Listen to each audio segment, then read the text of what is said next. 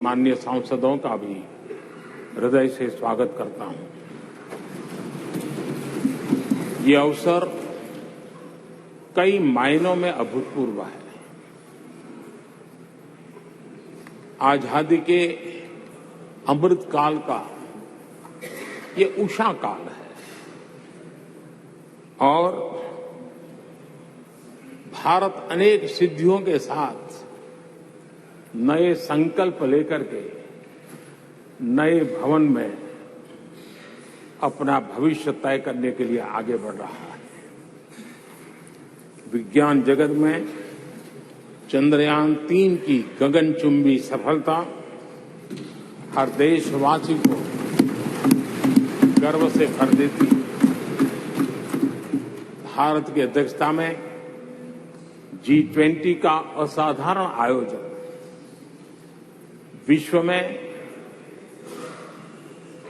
इच्छित प्रभाव, इस अर्थ में ये अद्वितीय उपलब्धियां हासिल करने वाला एक अवसर भारत के लिए बना। इसी आलोक में आज आधुनिक भारत और हमारे प्राचीन लोकतंत्र का प्रतीक नए संसद भवन का शुभारंभ हुआ है। सुखद संयोग है कि ये गणेश चतुर्थी का शुभ दिन है।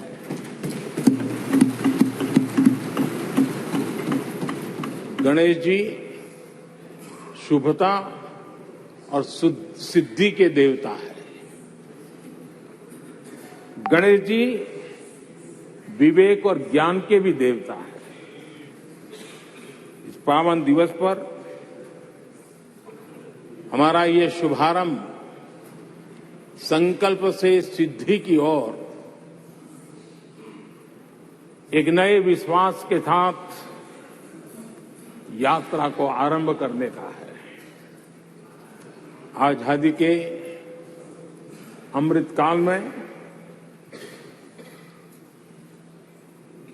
हम जब नए संकल्पों को लेकर के चल रहे तब अब जब गणेश चतुर्थी का पर्व आज है तब लोकमान्य तिलक की याद आना बहुत स्वाभाविक है। आजादी के आंदोलन में लोकमान्य तिलक जी ने गणेश उत्सव को एक सार्वजनिक गणेश उत्सव के रूप में प्रस्तावित करके पूरे राष्ट्र में सुराज्य की आहलेख जगाने का माध्यम बनाया था। लोकमान्य तिलक जी ने गणेश पर्व से सुराज्य की संकल्पना को शक्ति दी। उसी प्रकार से आज ये गणेश चतुर्थी का पर्व लोकमान्य तिलक जी ने स्वतंत्र भारत स्वराज्य की बात कही थी। आज हम समृद्ध भारत गणेश चतुर्थी के पावन दिवस पर उसकी प्रेरणा के साथ आगे बढ़ रहे हैं। सभी देशवासियों को इस अवसर पर फिर एक बार मैं बहुत बहुत बधाई देता हूं। आदरणीय अध्यक्ष जी, आज संवत्सरी का भी पर्व है। ये अपने आप में एक अद्भुत परंपरा है। इस दिन को एक प्रकार से क्षमा वाणी का भी पर्व कहते हैं। आज मिच्छामि दुक्कड़म कहने का दिन है।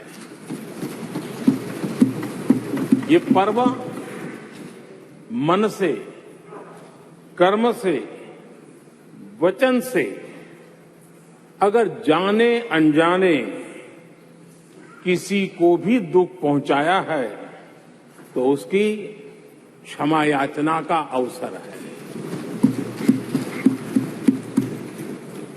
मेरी तरफ से भी पूरी विनम्रता के साथ, पूरे हृदय से आप सभी को, सभी सांसद सदस्यों को और सभी देशवासियों को मिच्छामि दुक्कड़म।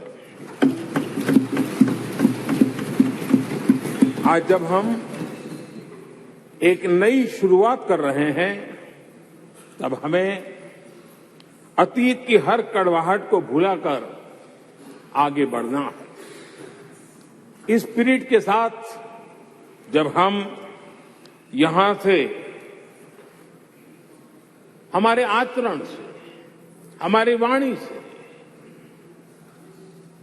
हमारे संकल्पों से जो भी करेंगे, देश के लिए, राष्ट्र के एक एक नागरिक के लिए वो प्रेरणा का कारण बनना चाहिए और हम सबको इस दायित्व को निभाने के लिए भरसक प्रयास भी करना चाहिए। आदरणीय अध्यक्ष जी, ये भवन नया है, यहां सब कुछ नया है, सारी व्यवस्थाएं नई हैं। यहां तक आपके सब साथियों को भी आपने एक नए रंग रूप के साथ प्रस्तुत किया है।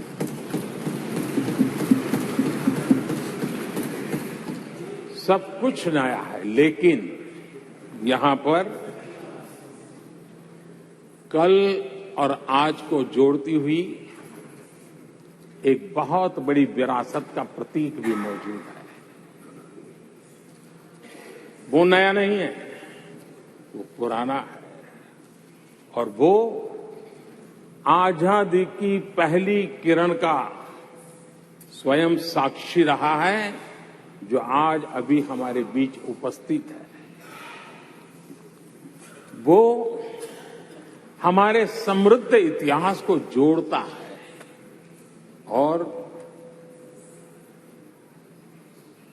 जब आज हम नए सदन में प्रवेश कर रहे हैं,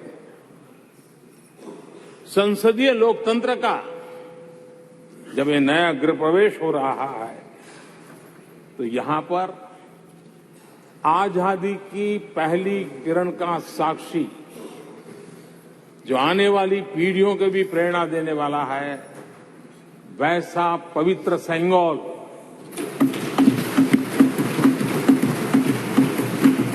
और ये वो सेंगोल है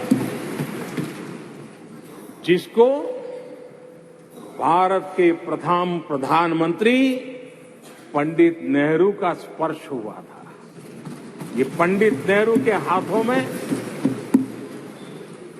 पूजा विधि कर करके आजादी के पर्व का प्रारंभ हुआ था और इसलिए एक बहुत महत्वपूर्ण अतीत को, उसके साथ ये सेंगोल हमें जोड़ता है।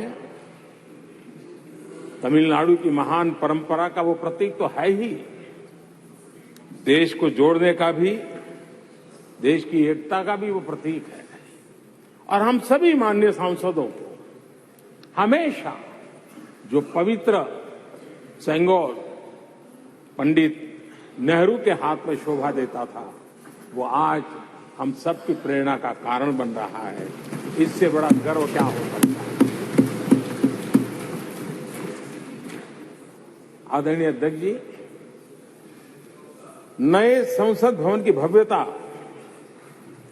आधुनिक भारत के महिमा को भी मंडित करती है।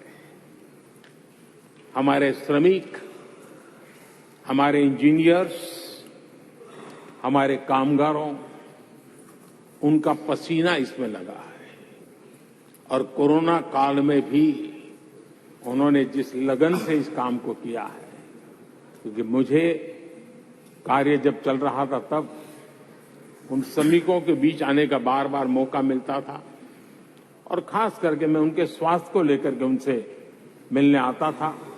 लेकिन ऐसे समय भी उन्होंने इस बहुत बड़े सपने को पूरा किया। आज मैं चाहूंगा कि हम सब हमारे उन श्रमिकों का, हमारे उन कामगारों का, हमारे इंजीनियर्स का हृदय से धन्यवाद करें, हृदय से जो उनके द्वारा निर्मित भावी पीढ़ियों को प्रेरणा देने वाला है। और 30,000 से ज्यादा श्रमिक बंधुओं ने परिश्रम किया है, पसीना बहाया है इस भव्य व्यवस्था को खड़ी करने के लिए, और कई पीढ़ियों के लिए ये बहुत बड़ा योगदान है। माननीय अध्यक्ष जी, मैं उन श्रमयोगियों का नमन तो करता ही हूं, लेकिन एक नई परंपरा का प्रारंभ हो रहा है, इसका मुझे अत्यंत आनंद है। इस सदन में एक डिजिटल बुक रखी गई है, जिस डिजिटल बुक में उन सभी श्रमिकों के पूरा परिचय इसमें रखा गया है, ताकि आने वाली पीढ़ियों को पता चलेगा कि हिंदुस्तान के किस कोने से कौन श्रमिक ने आकर के इस भव्य इमारत को, यानी उनके पसीने को भी अमरत्व देने का प्रयास इस सदन में हो रहा है।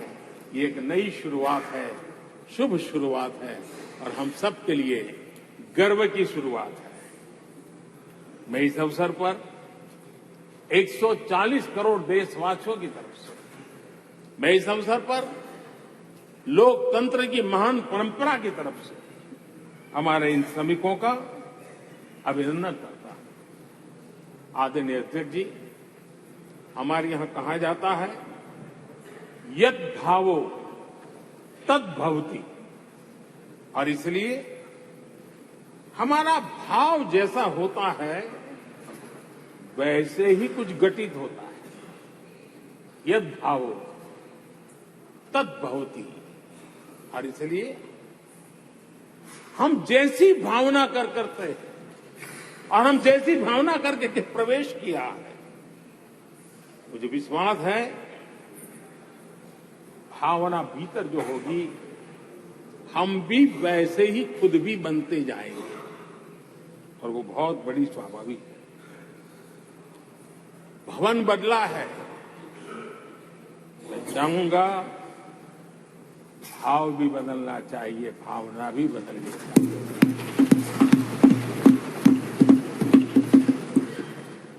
संसद राष्ट्र सेवा का सर्वोच्च स्थान है। ये संसद दलहित के लिए नहीं है। हमारे संविधान निर्माताओं ने इतनी पवित्र संस्था का निर्माण दलहित के लिए नहीं, सिर्फ और सिर्फ देश हित के लिए किया।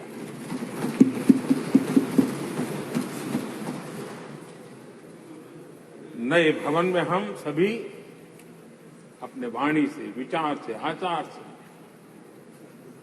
संविधान के जो स्पिरिट, उन मानदंडों को लेकर के, नए संकल्पों के अनुसार नई भाव को लेकर के, नई भावना को लेकर के, मैं आशा करता हूं अध्यक्ष जी, आप कल भी कह रहे थे, आज भी कह रहे थे, कभी स्पष्ट कह रहे थे, कभी थोड़ा लपेट कर भी कह रहे थे, हम सांसदों के व्यवहार के संबंध में मेरी तरफ से आपको आश्वासन देता हूं कि हमारा पूरा प्रयास रहेगा, और मैं चाहूंगा कि सदन के नेता के नाते हम सभी सांसद आपकी आशा अपेक्षा में खरे उतरें, हम अनुशासन का पालन करें। देश हमें देखता है, आप जैसा दिशा निर्देश करें। लेकिन माननीय अध्यक्ष जी, अभी चुनाव तो दूर है, और जितना समय हमारे पास बचा है इस पार्लियामेंट के, मैं पक्का मानता हूं कि यहां जो व्यवहार होगा ये निर्धारित करेगा कि कौन यहां बैठने के लिए व्यवहार करता है और कौन वहां बैठने के लिए व्यवहार करता है।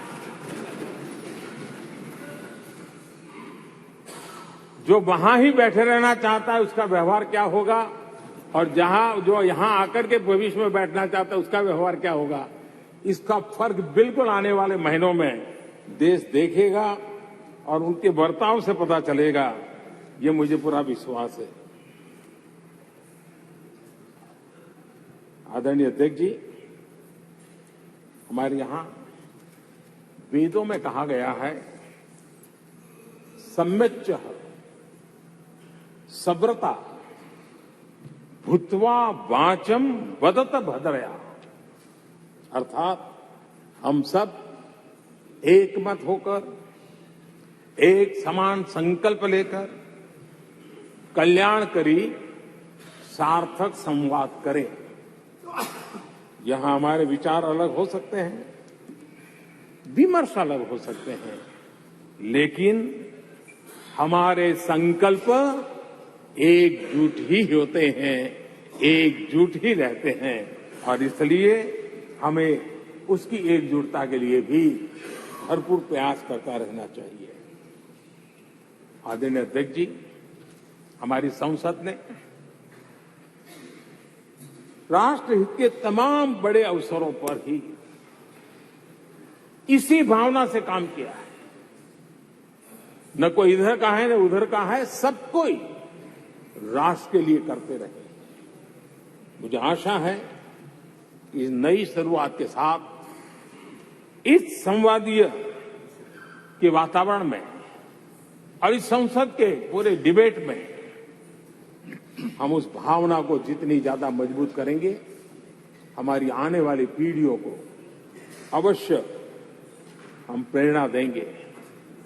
संसदीय परंपराओं की जो लक्ष्मण रेखा है, उन लक्ष्मण रेखा का पालन हम सबको करना चाहिए, और वो स्पीकर महोदय की अपेक्षा को हमें जरूर पूरा करने की कोशिश करनी चाहिए।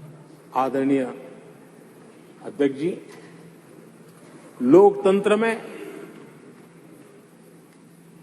राजनीति,